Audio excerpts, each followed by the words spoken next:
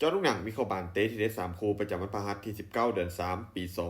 2026เอามาเริ่มกันคุยหนึ่งในศึกยูโรปาลีกรอบ16ทีมสุดท้ายนัดที่2เตะในเวลา3:00ของคืนนี้การพบกันระหว่างแอตตันวิลล่าทีมจากอังกฤษจะเปิดบ้านต้อนรับการมาเยือนของลิวทีมจากฝรั่งเศสผลการแข่งขันแรกเป็นแอตตันวิลล่าที่สามารถบุกไปเอาชนะลิวมาด้วยสกอร์1-0เกมนี้พวกเขาดินในบ้านน่าจะได้เปรียบเน้นความหัดกลุ่มและลดจังหวะการลินโต้กลับเป็นระยะส่วนลิวจากผลการแข่งขันแรกพวกเขาถูกบังคับให้ต้องบีบมาเปิดเกมบุกโดยมีเงื่อนไขว่าต้องชนะเพียงสถานเดียวเพื่อที่จะมีลุ้นเข้ารอบต่อไปแอตตันวิลล่าถึงแม้พวกเขาจะมีฟอร์มการเล่นในโซนหลังที่บ่ค่อยดีแต่ในรายการบันถ้วยพวกเขาถือว่าเป็นทีมที่ค่อนข้างที่จะเล่นได้ดีเบิ่งจากภาพรวมแอตตันวิลล่าน่าจะคงยันอยู่และมีโอกาสบ่แพ้ค่อนข้างสูงในเกมนี้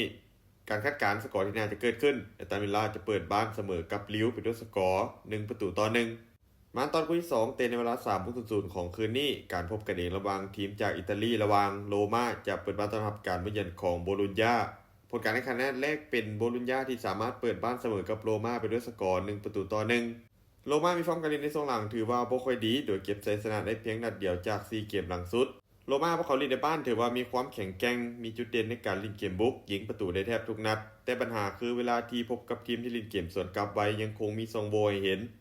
ส่วนโบโลญญาพวกเขาเป็นทีมที่เน้นความหัดกลุ่มลิ้นตั้งรับและลดจังหวะการลิ้นโต้กลับรูปเกมคาดว่าโรม่าน่าจะเป็นฝ่ายที่ครองบาสและเปิดเกมบุกใส่หลายกว่าส่วนโบโลญญาน่าจะเน้นความหัดกลุ่มและลดจังหวะการลิ้นเกมสวนกลับเป็นระยะเมื่อจากภาพรวมโรม่าพวกเขาได้เปรียบในเรื่องการเล่นในบ้านโดยเฉพาะฟอร์มการเล่นในบ้านยังคงไว้ใจได้การคาดการณ์สกอร์ที่น่าจะเกิดขึ้นโรม่าจะเปิดบ้านเสือนลักษณะโบโลญญาไปด้วยสกอร์2-1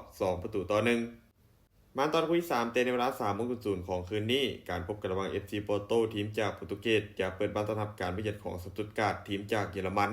ผลการแข่งขันแรกเป็นปอร์โตที่สามารถบุกไปเสือนเอาชนะสตุตการ์ดไปด้วยสกอร์2-1เฮ็ดให้พวกเขาได้เปรียบและเล่นง่ายในเกมนี้ปอร์โตพวกเขามีฟอร์มการเล่นในโซนหลังที่ค่อนข้างดีโดยเฉพาะเกมในบ้านที่ยังคงไว้ใจได้พวกเขาเป็นทีมที่มีจุดเด่นในการเล่นเกมบุกโดยเฉพาะปีกที่มีความคล่องตัวและมีความไวส่วนสตุตการ์ดทีมเยือนพวกเขามีฟอร์มการเล่นในโซนหลังถือว่าดรอปลงเล็กน้อยพวกเขาเป็นทีมที่มีจุดเด่นในการเล่นเกมบุกเพสซิ่งสูงมักจะบีบคู่แข่งให้ลิ้นยาก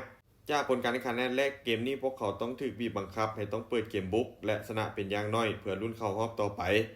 เมื่อจากภาพรวมปอร์โตลีดในบ้านถือว่ามีความแข็งแกร่งสตุตการ์ดถึงแม้จะมีเกมบุกที่ดีแต่อาจจะบ่เพียงพอที่จะเก็บชัยชนะได้การคาดการณ์สกอร์ที่น่าจะเกิดขึ้นปอร์โตจะเปิดบ้านเสมอกับสตุตการ์ดไปด้วยสกอร์2-2สุดท้ายนี้ถ้าทุกคนสนใจแนวทางที่ดีแบบนี้อย่าลืมกดไลค์กดแชร์ออกไปเพื่อเป็นแนวทางเพิ่มเติมและใครที่สนใจอยากลงทุนสามารถกดลิงก์ทางหน้าช่องได้เลยเด้อ